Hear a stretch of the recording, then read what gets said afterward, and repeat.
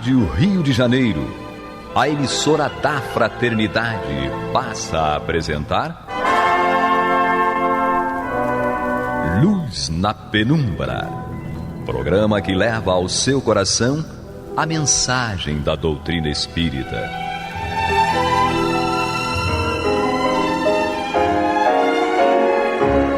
E com vocês, João Nogueira, para estudos de obras póstumas de Allan Kardec.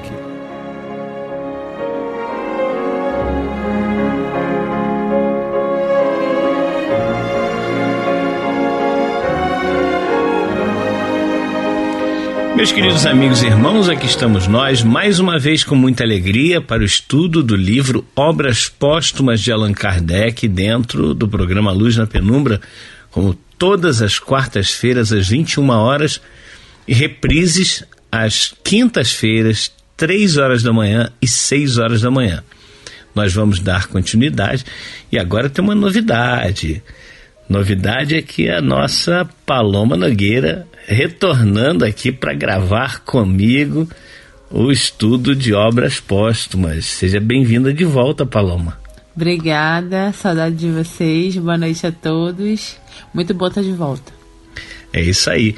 E ela está de volta exatamente no momento em que nós estamos estudando o capítulo A Minha Primeira Iniciação no Espiritismo, que Hippolyte Léon Denis Arrivaio está contando como foi o início, quando ele conheceu os fenômenos das mesas girantes, das mesas dançantes e depois das mesas falantes, que o Hippolyte, no caso, ele pensou assim, quando ele foi convidado pela primeira vez, que ele entendia que o magnetismo poderia fazer com que os objetos, as mesas, pudessem se movimentar.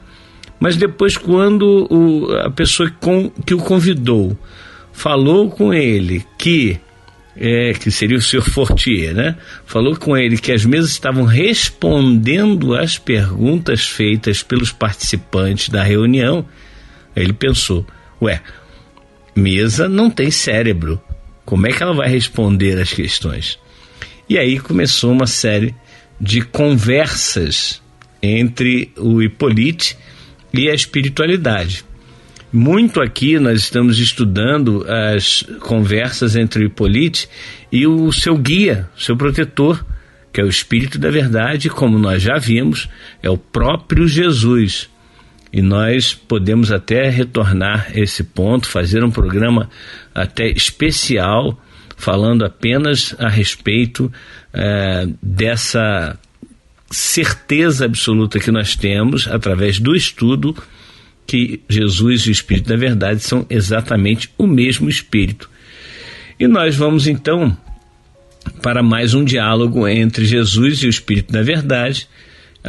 Dessa vez nós já lemos um trechinho pequeno no final do último programa, e agora vamos tentar ler mais um pouco desse diálogo que se intitula Minha Missão, em casa do Sr. C, médium, senhorita Aline C, provavelmente a filha do Sr. C. Kardec fazia essa abreviação para que não expusesse as pessoas que estavam participando ali da codificação da doutrina espírita. Pergunta à verdade, ao Espírito da Verdade: Bom Espírito, eu desejara saber o que pensas da missão que alguns espíritos me assinaram. Dize-me, peço-te, se é uma prova para o meu amor próprio. Tenho, como sabes, o maior desejo de contribuir para a propagação da verdade, mas do papel de simples trabalhador ao de missionário em chefe, a distância é grande, e não percebo o que possa justificar em mim tal graça, de preferência a tantos outros que possuem talento e qualidades de que eu não disponho. Resposta do Espírito da Verdade: confirmo o que te foi dito, mas recomendo-te muita discrição, se quiseres sair-te bem. Tomarás mais tarde conhecimento de coisas que te explicarão o que ora te surpreende. Não esqueças que podes triunfar como podes falir. Neste último caso, outro te substituiria, porquanto os desígnios de Deus não assentam na cabeça de um homem. Nunca, pois, fales da tua missão. Seria maneira de a fazeres malograr-se. Ela somente pode justificar-se pela obra realizada e tu ainda nada fizeste. Se a cumprires, os homens saberão reconhecê-lo cedo ou tarde, visto que pelos frutos é que se verifica a qualidade da árvore. Então, aqui a conversa entre o Espírito da Verdade e Hipólite, o Hipólite perguntando se seria verdade aquilo que alguns espíritos falaram para ele, que ele teria a missão de conduzir a divulgação de uma verdade que até então estava escondida. E Hipólite, com a maior humildade, diz que não se vê com essa capacidade, acha que outros teriam a capacidade com certeza maior do que ele. Esse com certeza aí é o que ele afirma à época para o Espírito da Verdade. E o Espírito da Verdade disse com firmeza que, olha, é claro que podes sair-te bem, como podes falir. Se disseres às pessoas da tua missão, podes falir. Mas se falires, outro te sucederá. Aqui é uma coisa interessante, porque nós já comentamos na semana passada esse início de conversa, digamos assim, e não falamos a respeito desse ponto aqui. Outro te sucederá se falhares. É claro que hoje nós sabemos que o Hipólite, que virou Allan Kardec, não falhou na sua missão. Mas vejam que todos nós temos a possibilidade de termos uma tarefa, eu gosto de chamar de tarefa ou tarefas, né? Cada um de nós tem as nossas tarefas e podemos ser bem-sucedidos se cumprirmos essas tarefas sabendo que, primeiro, todo conhecimento, todas as instruções são provenientes de Deus, que através de Jesus e dos bons espíritos chegam até nós. Nós então, e muitas vezes, somos aqueles papagaios que vamos falar a respeito da doutrina de Jesus, da doutrina espírita, e estamos repetindo aquilo que nós recebemos da espiritualidade superior. Então, é bom que nós saibamos e coloquemos isso na nossa cabeça todos os dias, que nós não fazemos nada além daquilo que deveríamos fazer. Nós estamos aqui cumprindo algumas tarefas. Volto a dizer, missão para mim é para espíritos como o Hipólite, como o Chico Xavier e bem poucos, né? E nós cumprimos tarefas. E nós vamos cumprir melhor as tarefas, se nós realmente tivermos a humildade de reconhecer que, se nós falharmos, teremos outra pessoa a substituir a gente naquela tarefa. Então, por que muitas pessoas, né, têm aquela vaidade? Eu hoje sou presidente de um centro espírita. Eu recebi a mensagem de um espírito elevado. Essas vaidades só servem para nos destruir. Porque quando a gente percebe, né, Paloma, que a verdade, ela não é nossa, ela não é minha, ela não é tua, ela não é de nenhum ser que ainda está muito longe da perfeição. A verdade é de Deus e a verdade é representada por Jesus. E aqui nesse bate-papo entre Hipólite e a verdade, ou o Espírito da Verdade, deixa muito bem claro que realmente Jesus é o portador da verdade. E nós ainda estamos tateando no escuro. Ainda estamos tentando descobrir o que é verdade para nós. E por vezes, o que é pior, tentamos convencer os outros de que nós temos a verdade e os outros estão totalmente errados, né? É verdade. Eu costumo dizer que existem 3 verdades, né? A minha verdade, a do outro e a verdadeira, né, João? É. E então, assim, a gente aprende a cada dia com esses obstáculos que acontecem na nossa vida, situações que acontecem na nossa vida, a gente aprende, né? E a saber lidar, né? Vaidade, ego. Às vezes a gente se pergunta assim, passo por uma situação, eu não sou orgulhosa, não sou vaidosa, mas a gente passa por situações, pelo menos eu tô falando por mim, tá, gente? De se questionar. Não sou vaidosa? Será que eu não sou mesmo? Não sou orgulhosa? Será que eu não sou mesmo? Porque a gente passa por situações que mostram pra gente que a gente estava redondamente enganado em algumas questões nossas, né? De a gente ter plena certeza absoluta de que a gente não é daquela forma, e acontecem situações que nos colocam nos fazem questionar sobre esses, digamos, defeitos que a gente tem.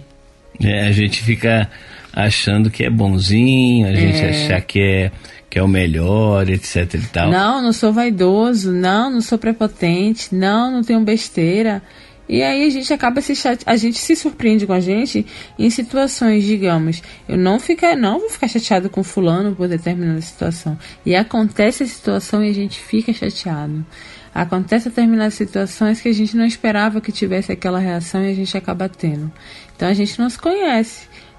Eu me conheço a cada situação que eu passo e me avalio, né? E falo assim, eu não achava que eu fosse reagir de tal forma, eu não achava que eu fosse ficar da forma que eu estou, eu não achava que eu fosse tão prepotente, que eu fosse tão arrogante, que eu fosse tão vaidoso. Então a gente acha que a gente não é uma coisa, mas a gente só passa realmente, só vivencia mesmo, só tem certeza mesmo vivenciando. Agora você tocou um ponto interessante, porque a gente está falando aqui de tarefas, não de missão, né? E vamos dizer uma tarefa de trabalhar num centro espírita. E às vezes a gente, trabalhando num centro espírita, a gente se acha o máximo, né? Dependendo do, entre aspas, cargo que a gente ocupa, a gente se acha, né? E na verdade é uma responsabilidade muito grande, pelo menos é o que eu acho, muito grande. Porque você está envolvida com um trabalho onde existam vários tipos de pessoas, pessoas de personalidades diferentes, pessoas com várias situações, passando por situações difíceis, que a gente acolhe, né?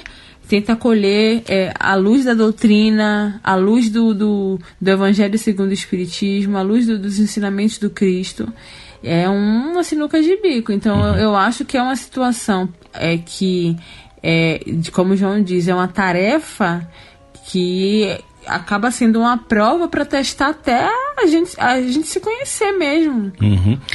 É isso, meus irmãos. Nós estamos, então, no estudo de obras póstumas dentro do programa Luz na Penumbra, e hoje eu estou aqui recebendo mais uma vez a minha esposa, Paloma Nogueira, para continuarmos o estudo desse capítulo, A Minha Primeira Iniciação no Espiritismo, que é um capítulo que Kardec nos traça aí, como foi o início da sua tarefa nessa grandiosa missão de nos trazer o conhecimento da doutrina espírita. Vou dar continuidade aqui na leitura da conversa entre o Hippolyte e o Espírito da Verdade, e tem a próxima pergunta do Hippolyte. Nenhum desejo tenho certamente de me vangloriar de uma missão na qual dificilmente creio. Se estou destinado a servir de instrumento aos desígnios da providência, que ela dispõe de mim. Nesse caso, reclamo a tua assistência e a dos bons espíritos no sentido de me ajudarem e ampararem na minha tarefa. Aqui não seria uma pergunta, né? Está colocado como pergunta, tem um pezinho aqui, mas não seria uma pergunta, seria uma rogativa do Hippolyte. Por favor, me ajuda a cumprir essa tarefa. E a gente, Paloma, a gente precisa ter essa humildade também de pedir a ajuda, a assistência de Jesus, dos bons espíritos, para que a gente possa ter força e possa ter clareza de pensamentos, não é? Sim, é porque a gente está numa tarefa, né? A gente é passível de erros, né? E a gente tá ali para aprender, não é porque eu tenho um cargo em determinada instituição que eu não sou falível, né? Eu erro bastante. Eu acho que é uma responsabilidade muito maior, né? A questão de aprender, de ter situações que a gente precise colocar, de fato, os ensinamentos do Cristo em prática, não ficar só na teoria, né, João? Mas é dentro da gente. Dentro da gente. Porque a gente quer muito colocar a doutrina espírita em prática nos outros, né? Não, mas eu tô falando da gente mesmo. Eu sei. De situações que a gente passa e a gente, se não fosse a doutrina, agiria de outra forma. Hoje, com o conhecimento que a gente tem da doutrina espírita, a gente consegue enxergar as coisas com mais lógica, com mais coerência, com mais empatia, né, João? É, isso aí. E aí tem a resposta do Espírito da Verdade. A nossa assistência não te faltará, mas será inútil se de teu lado não fizeres o que for necessário. Tens o teu livre-arbítrio, do qual podes usar como o entenderes. Nenhum homem é constrangido a fazer coisa alguma. E aí é que nós vamos normalmente lá na questão 459, que eu chamo de alerta de Kardec e da espiritualidade, quando Kardec pergunta se influem os espíritos em nossos pensamentos e em nossos atos, a resposta: muito mais do que imaginais. De ordinário são eles que vos dirigem. E aí nós temos essa resposta do Espírito da Verdade, que vem exatamente ao encontro daquilo que nós defendemos. Que aqueles espíritos que nos dirigem, eu digo que a 459 é um alerta, porque quem nos dirige são espíritos da mesma qualidade que nós, da mesma evolução que nós. Porque espíritos superiores não nos dirigem, eles nos orientam, mas eles, vejam, ficou muito claro, eles respeitam o nosso livre-arbítrio. Vejam o que fala novamente o Espírito da Verdade. A nossa assistência não te faltará, mas será inútil se, de teu lado, não fizeres o que for necessário. Tens o teu livre-arbítrio, do qual podes usares como o entenderes. Nenhum homem é constrangido a fazer coisa alguma. Olha, isso aí é realmente uma resposta fundamental. Ou seja, os espíritos superiores respeitam o nosso livre-arbítrio. Quem não respeita o nosso livre-arbítrio, novamente, são espíritos da mesma evolução que nós, ainda com os mesmos, ou, enfim, defeitos entre aspas, né? Eu já disse de outra vez que eu não gosto dessa expressão defeitos, porque nós somos criaturas de Deus e Deus não criou nada com defeito. Nós ainda estamos em fase de perfectibilidade, ou seja, estamos fazendo com que as pecinhas do quebra-cabeça que estão dentro de nós sejam arrumadas para que elas no final estejam perfeitamente corretas. Enquanto isso, nós vamos nos arrumando. Então, o livre-arbítrio é respeitado pelos espíritos superiores. Sim, com certeza, o livre-arbítrio é respeitado, mas a gente burla esse livre-arbítrio, né, João? A gente tenta burlar, né, porque se nós quisermos burlar o livre-arbítrio de alguém, e esse alguém estiver numa condição evolutiva superior à nossa, nós não vamos conseguir, né? Verdade. E o livre-arbítrio, impressionante como nós agimos erradamente, tentando anular esse livre-arbítrio das pessoas que vivem conosco, né? No nosso caso, um casal, homem e mulher, e a gente, enfim, e aí qualquer tipo de casal, não estou aqui me referindo a um tipo apenas, eu estou dando o nosso exemplo apenas, em que nós muitas vezes podemos nos ver tentando conduzir a outra pessoa. Eu quero que você faça isso, eu quero que você faça aquilo, ou seja, aprisionando a outra pessoa, onde nós precisamos trabalhar e muito para que a outra pessoa seja livre. Moldando, a gente sempre tenta moldar o outro conforme as nossas vontades e necessidades. A gente sempre conversa sobre isso. A gente não ama com A maiúsculo, a gente ama com A minúsculo. Porque se a gente amasse realmente de verdade com A maiúsculo, a gente aceitava o outro da forma que ele é e respeitava ele da forma exata como ele é. Só que a gente não, a gente procura assim, nunca a gente enxerga o defeito na gente, a gente sempre enxerga no outro. O defeito sempre está no outro. Sempre está no outro. Sempre a gente escuta um livro, um trecho de um livro, uma palestra interessante. Olha, fulano tinha que estar escutando, fulano tinha que estar aqui para ouvir isso. Nunca pra gente, né, gente? Sempre é pro outro, né, João? Normalmente é isso. A gente quer apontar pro outro e dizer que o outro é que está errado, né? Nunca acontece com a gente. Não somos nós, Eu queria aqui ler a última pergunta e resposta, que é muito interessante. Pergunta Kardec: que causas poderiam determinar o meu malogro? Seria a insuficiência das minhas capacidades? Resposta: não. Olha só, Kardec não era insuficiente em capacidades, ele era suficiente. Então a resposta é não. Mas a missão dos reformadores é prenhe de escolhos e perigos. Previno-te de que é rude a tua, porquanto se trata de abalar e transformar o mundo inteiro. Meus irmãos, eu vou fazer o seguinte: eu não vou ler essa resposta toda do Espírito de Verdade, porque eu quero deixar para o próximo programa, porque nós já estamos aqui nos aproximando para o final do programa, e é um trecho muito, muito interessante, muito importante.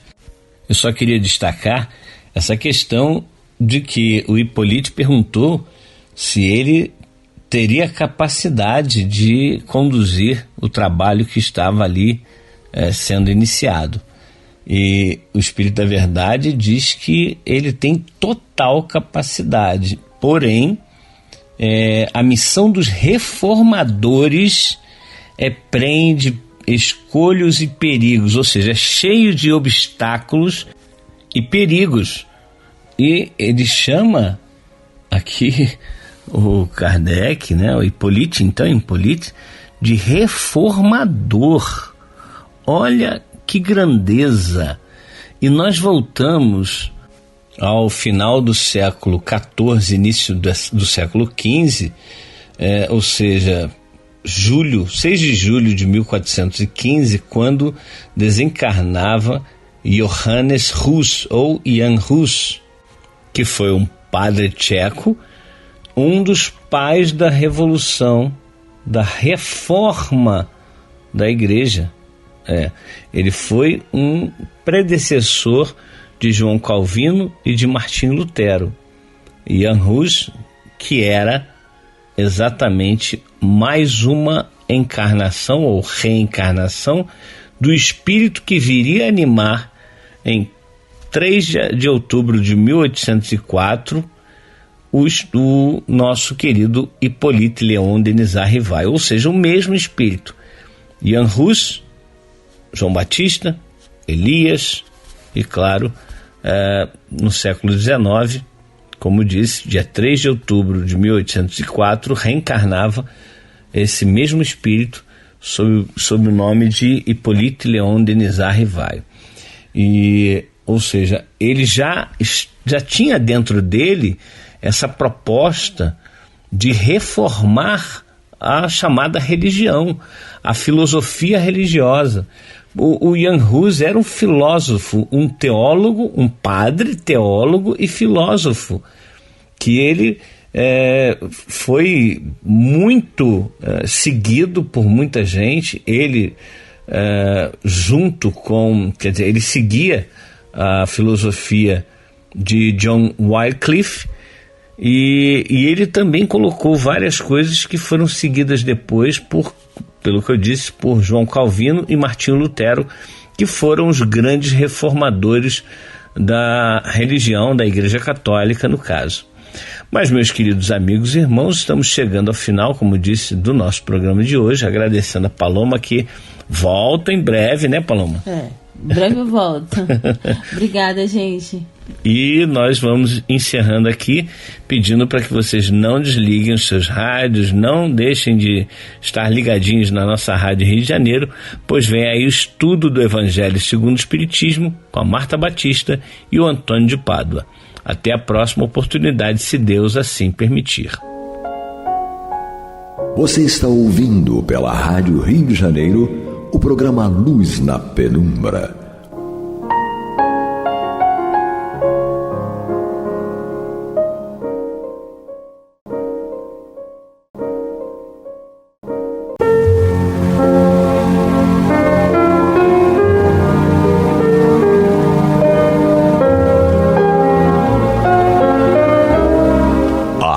Rio de Janeiro está levando ao seu lar e ao seu coração a mensagem consoladora da doutrina espírita, através do programa Luz na Penumbra. E agora com vocês, Marta Batista e Antônio de Pádua Barbosa. Olá, amigas e amigos ouvintes, boa noite. Nós estamos chegando aos seus lares através do programa Luz na Penumbra, no qual desenvolvemos o estudo do Evangelho segundo o Espiritismo, que está no seu 3º capítulo, Há Muitas Moradas na Casa de Meu Pai. Para realizar essa tarefa, hoje temos, como todas as semanas, o nosso estimado Antônio de Pádua, que vai desenvolver para nós hoje o tema Mundos de Expiações e de Provas. É uma instrução vinda através do Espírito Santo Agostinho, chegou em Paris em 1862. E o Antônio então vai refletir e estudar junto conosco sobre o que ele vem nos dizer sobre os mundos de expiações e de provas. Olá, Antônio. Olá, Marta. Nos itens anteriores dessas instruções, Kardec nos trouxe aqui um resumo do ensino de todos os espíritos superiores a respeito deste tema, mundos inferiores e mundos superiores. Então ele fez um apanhado de todos eles, desde os primitivos até os superiores. Mas agora é uma instrução específica de Santo Agostinho. Ele vai falar a respeito de mundos de expiações e provas, porque são os mundos semelhantes ao mundo em que nós vivemos. Então ele dedicou aqui esse final de capítulo com essa mensagem específica sobre esses mundos de expiações e provas, porque é o nosso mundo, né? Vamos falar da gente aqui, vamos lavar nossa roupa suja aqui. Então o Santo Agostinho começa já nos cantando a pedra. Diz ele: que vos direi dos mundos de expiações e provas, que já não saibais? Pois basta considereis a terra em que habitais. A superioridade da inteligência em grande número de seus habitantes indica que ela não é um mundo primitivo, destinado à encarnação dos espíritos que acabaram de sair das mãos do Criador. As qualidades inatas que eles trazem consigo constituem a prova de que já viveram e realizaram certo progresso. Mas também os numerosos vícios a que se mostram inclinados representam indício de grande imperfeição moral. Por isso Deus os colocou no mundo ingrato para expiarem aí suas faltas por meio de trabalhos penosos e misérias da vida, até que mereçam passar para um mundo mais feliz. Bem, a ideia geral dele está bem compreensível para nós. Ou seja, nós aqui não somos mais habitantes de um mundo primitivo, porque a nossa inteligência, a inteligência da maioria dos habitantes aqui do nosso planeta é grande. Então significa que nós não somos mais primitivos. Mas, por outro lado, o nosso avanço moral, nossa imperfeição moral, é complicada. Nós não temos um avanço moral, nós temos só imperfeições morais. E isso é como se fosse uma âncora nos prendendo aqui, neste mundo que, segundo Santo Agostinho, é um mundo meio dificultoso para todos. cheio de problemas, como diz aqui, um mundo ingrato. Eu, pessoalmente, não considero ingrato, porque o que eu vivo e acho esse mundo aqui até muito bom. Mas é claro, Santo Agostinho conhece outros mundos ditosos, então ele pode falar com mais perfeição que eu, de que esse aqui é um mundo ingrato. Para mim, ainda tá bom. É passável. Tá passando. Mas eu concordo com ele que os outros mundos superiores ao nosso devem ser mundos muito mais gloriosos, né? Entretanto, nem todos os espíritos encarnados na Terra aqui se acham em expiação. Então, vejam bem, aqui é o mundo de provas e expiações, mas nem todos estão aqui em expiação. As raças aqui chamais selvagens são formadas por espíritos que apenas saíram da infância e que na terra se encontram, a bem dizer, em curso de educação, para se desenvolverem pelo contato com espíritos mais adiantados. Eu noto isso até hoje. Às vezes eu falo com a minha mulher isso. Ela nota uma pessoa que realmente tem dificuldade de agir da forma que a gente espera que uma pessoa educada, uma pessoa que tem um certo raciocínio, haja. Eu falo, filha, não fique preocupada. Essa pessoa nasceu aqui para o nosso convívio. Não porque nós sejamos grandes coisas, mas ela veio para ficar conosco, para ter contato conosco, para aprender. Justamente aprender. Senão ela ia aprender com quem? Se nós já achamos que já somos um pouquinho melhorzinhos, tem que vir Deus ou mandar alguém que não está ainda numa situação dessas para aprender conosco. O pouco que nós sabemos, nós podemos passar. É mais ou menos o que o Sr. Agostinho está dizendo aqui. São espíritos ainda que precisam ter contato com espíritos mais adiantados. Por isso, na Terra ainda há espíritos ainda tipo inferiores, né? Vêm depois as raças semi-civilizadas, formadas por esses mesmos espíritos em via de progresso, ou seja, aqueles que já estão um pouquinho melhores. São elas, de certo modo, raças indígenas na Terra, que aí se desenvolveram pouco a pouco em longos períodos seculares, conseguindo, algumas delas, atingir o aperfeiçoamento intelectual dos povos mais esclarecidos. Mesmo entre os indígenas, pelo menos antigamente, nos séculos anteriores, a gente encontra aí resquícios das civilizações indígenas antigas, muito avanço tecnológico. Moralmente, eles deixaram aí informações para nós que mostram que eles eram muito violentos, né? Então, moralmente, não eram muito avançados, mas tecnologicamente eram avançados, então tinham inteligência para isso. Possivelmente esses espíritos já estão convivendo conosco aqui para desenvolver um pouco da parte moral, e nós ainda é pouco, mas perto deles é alguma coisa, né?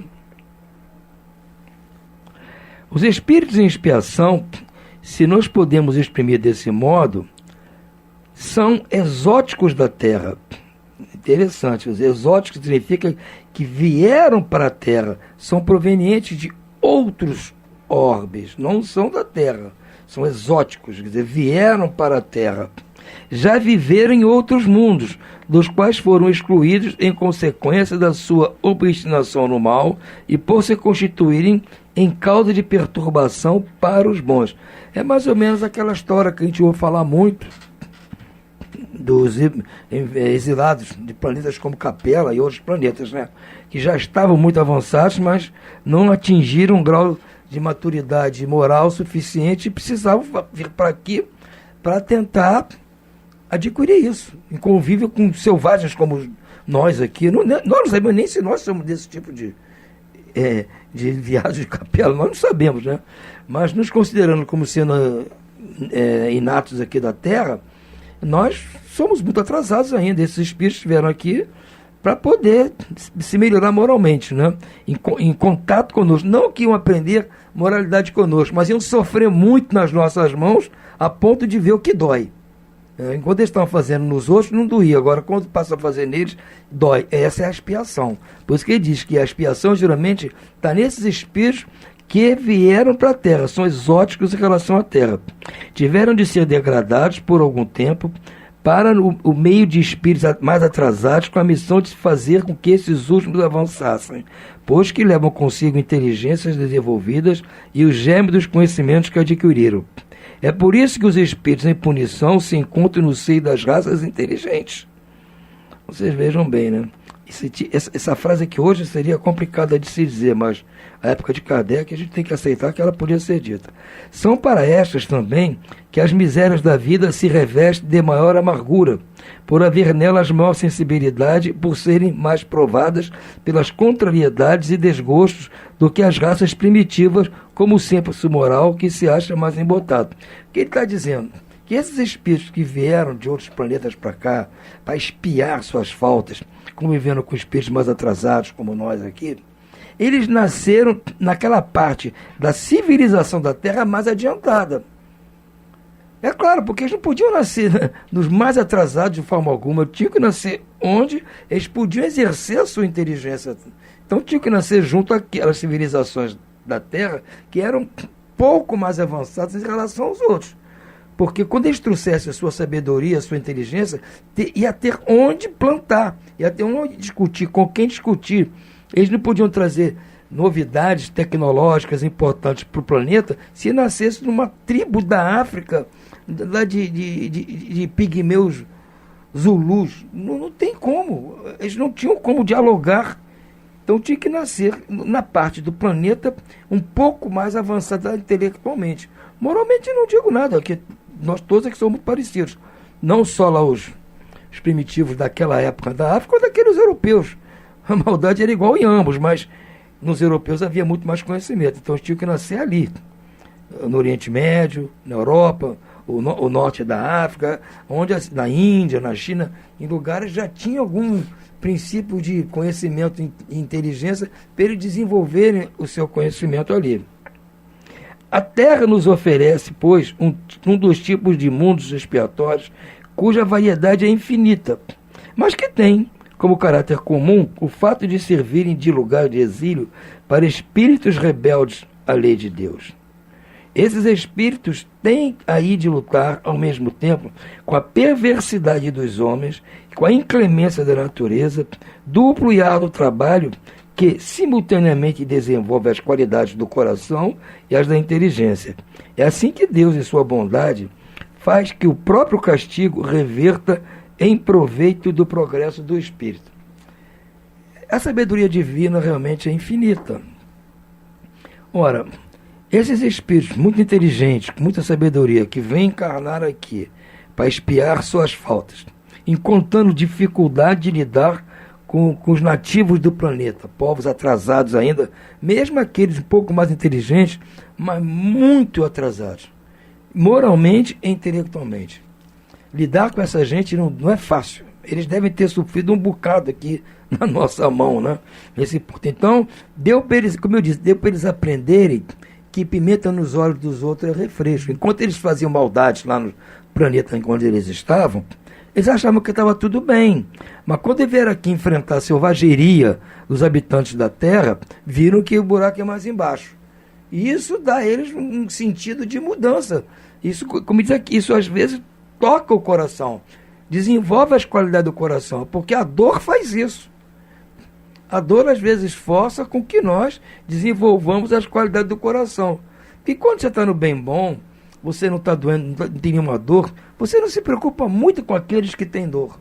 Você não se preocupa, você não se preocupa em praticar caridade, em ajudar, em consolar, nada disso. Você está no seu bem bom, está tranquilo. Agora, no momento que você está passando dor, é com você que o bicho está pegando, você começa a entender a dor do outro. Você acaba se tornando solidário. Acaba juntando, até para contar suas tristezas, para o outro entender que ele entende de dor também. Aí você já começa a criar o germe da solidariedade. Então, esses espíritos vieram aqui para a Terra para isso, enfrentar a selvageria dos habitantes e também a dificuldade da natureza do planeta. Vocês têm que admitir que na época que esses espíritos vieram para aqui para a Terra, vieram em várias levas, né? Talvez as primeiras lá tinham sido na época do início do Homo sapiens, ou seja, um troglodita um pouquinho melhorado. Então, conviver com essa gente não deve ter sido fácil, né? E o planeta naquela época também, o clima aqui não era ameno como é hoje, não era um clima complicado, a atmosfera muito mais pesada, muito mais rica ainda em resíduos de carbono, etc. Não é como hoje, que é um ar puro. Você sai daqui de uma cidade poluída, você vai para as montanhas aqui perto, o ar é puríssimo. oxigênio, nitrogênio puro. A Terra não era assim, gente. Era vulcão para todo lado, terremoto para todo lado, inundações, dilúvios. A Terra era um problema só, um atrás do outro. E tinha que conviver com que a Terra estava se formando, se moldando. Então, certo que de 25, 30 mil anos atrás, é complicado. As outras levas já vieram. Pelo menos a gente sabe, lê isso, que, tipo, como os judeus, né? Os hebreus. Ora, também era uma vida difícil, complicada. Eles eram intelectualmente muito desenvolvidos. Criaram tudo isso que nós temos de estrutura judaico-cristã até hoje, criado por eles. Mas, moralmente, eram complicados. Está aí, porque você lê o Evangelho e vê as citações deles, né, fariseus, saduceus, doutores da lei, como eram peças realmente complicadas. E tiveram que aprender com essas dificuldades. Então, como diz aqui, Deus aproveita até essas dificuldades para nos ensinar meios de melhorarmos moral e intelectualmente. É na dificuldade que o homem cresce. É a dificuldade que ele busca o telhado, que ele cria telhado. Se não chovesse nunca, ele não ia criar telhado. Porque se não chove, não faz só sombra o tempo todo, para que eu vou criar telhado? Você cria o telhado porque chove, faz sol, você tem que... Por que eu vou fazer a casa fixa, como diz Jesus, na pedra? Porque se der um vento forte, não leva. Então eu tenho que usar minha inteligência para enfrentar as dificuldades. Isso me faz crescer intelectualmente e moralmente. A minha dificuldade faz eu entender a dificuldade do outro, e aí eu começo aprendendo a sofrer, aprendo a entender o outro, começo a entender o que é a solidariedade, o que é ajuda ao próximo. Eu digo nem amor ao próximo, digo ajuda ao próximo. Fica preocupado com o que o outro está passando. Então isso aí não é um dia que você vai aprender. São séculos e séculos e séculos que nós estamos passando por isso, e hoje nós podemos dizer que já aprendemos. Nós hoje não somos capazes de fazer. Vou falar do Rio de Janeiro. Nós não temos coragem de fazer aqui com ninguém o que nós fizemos com os escravos aqui. Você lê nos livros o que nós aprontamos com os escravos. Será que alguém de nós aqui no Rio de Janeiro, existe alguma pessoa que passa na cabeça dela fazer isso? Ah, mas existe, a dona fulana maltrata a empregada doméstica. É um caso, uma exceção, uma coisa raríssima, entendeu? Não é o normal, não é o, entendeu? Não é nem a média de pessoas, não. A totalidade quase absoluta de pessoas não pensa em fazer isso. Então nós mudamos moralmente, né? Nós estamos lutando para acabar com os preconceitos, uma série de coisas que antigamente eram aceitas, hoje não se aceitam mais. É difícil, é luta, mas é assim que a gente vai avançando. Ninguém vai ficar bom, deixar de ser mal da noite para o dia. Nem porque realmente deu um estalo na cabeça e resolveu agora eu vou ser bom. Não existe isso. Nós aprendemos a ser menos ruins à medida que vamos sofrendo. O sofrimento traz um aprendizado muito grande para nós. E os mundos de provas e expiações estão aí para isso. E que, se Deus permitir, nós no futuro vamos nos livrar dessa encrenca toda e vamos passar para aqueles mundos com quais nós não temos nem capacidade de sonhar, porque não temos ideia do que seja. Podemos aqui apenas vislumbrar pelos relatos de alguns espíritos trazem, vislumbrar como é a vida nesses lugares. Mas vamos lutando. Qual é o interesse nosso hoje? É passar para esse novo estágio. E para isso precisa que nós entendamos a nossa situação, o que nós estamos fazendo aqui, qual é o nosso objetivo e as maneiras de sair dessa encruzilhada. Quais são? Prática do amor e da caridade. Se nós entendemos isso, nós com certeza no futuro nosso vai ser bem melhor do que está sendo hoje. Certo, Marta? Certo, sem dúvida.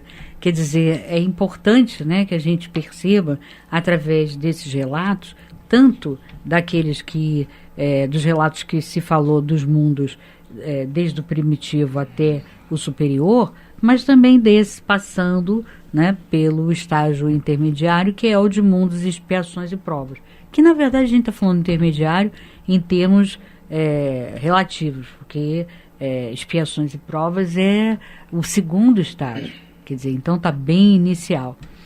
E é importante para que a gente perceba, né, tudo isso, todas essas dificuldades, a dificuldade de inteligência, a questão moral, a dificuldade moral, né? Porque quando a gente fala em inteligência, a gente tem bastante inteligência já aqui na Terra. Mas se a gente puder ter mais, ótimo, melhor. Mas a questão moral, né? A questão moral ainda é muito deficiente. E a gente então verifica tudo isso através do relato de Santo Agostinho e percebe, ainda que você não saiba exatamente o que é a alegria, a felicidade que os espíritos superiores falam, né, dos mundos ditosos, dos mundos felizes, mas a gente tem uma noção de que isso que vivemos aqui ainda é bem complicado. E a gente, se pudesse sair desse estágio, a gente quereria, né? Então, é justamente para que você comece a sair daquele espaço aparente de conforto, né?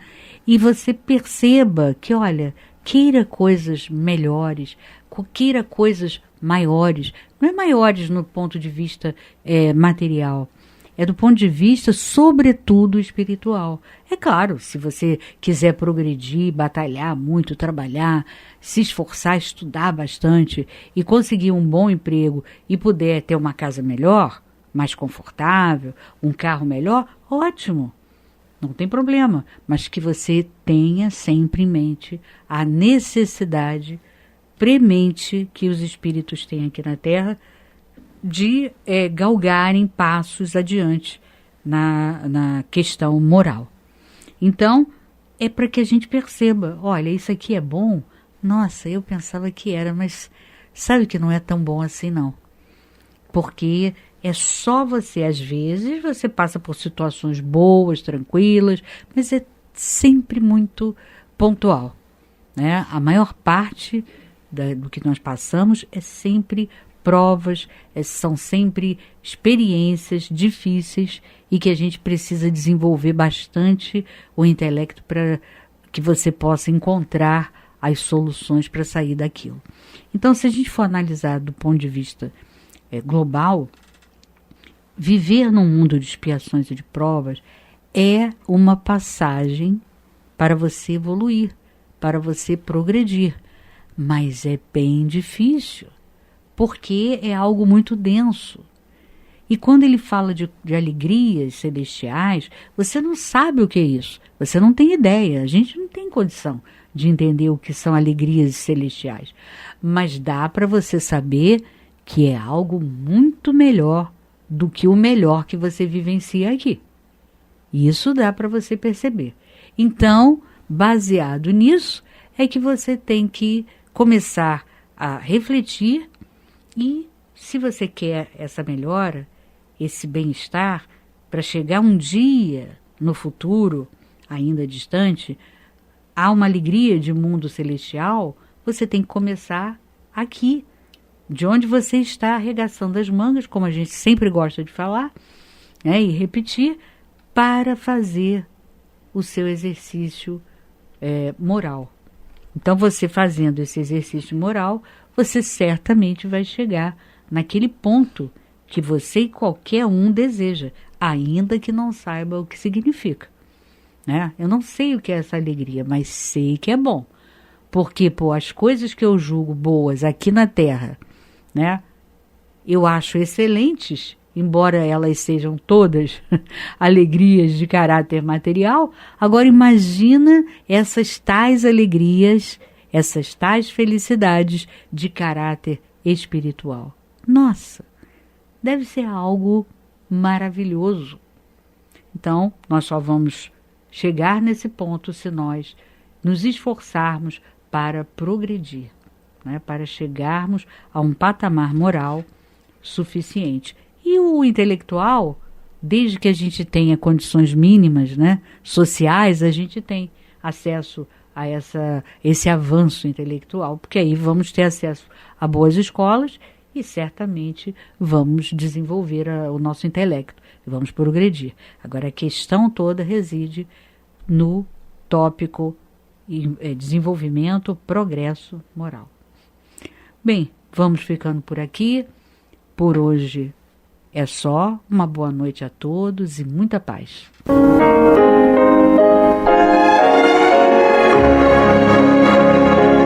E vamos ouvir agora a prece de encerramento de nosso programa, na voz de Geraldo de Aquino. Jesus, dá-nos coragem para a luta, piedade para os insultos e misericórdia para as injustiças e ingratidões. Limpa nossa alma de inveja e ambições mesquinhas, de ódio e de vingança o nosso caminho. E que dentro em pouco, ao recolher-nos de novo ao calor do nosso leito, para que o sono nos dê a paz e o esquecimento das tristezas humanas, possamos sentir, Senhor, no mais íntimo de nosso ser, a doçura indefinível do Teu amor e a grandeza incomparável da Tua divina presença. Que assim seja.